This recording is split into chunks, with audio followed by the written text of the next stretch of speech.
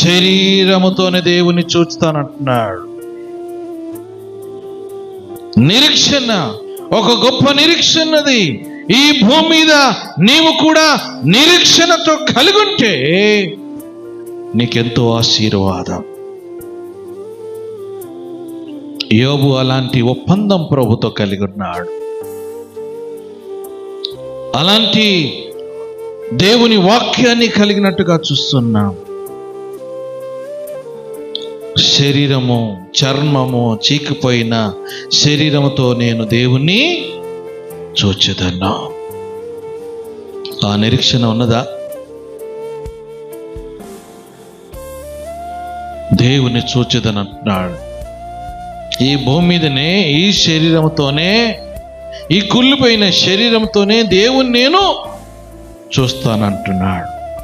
నీకు అలాంటి నిరీక్షణ ఉన్నదా?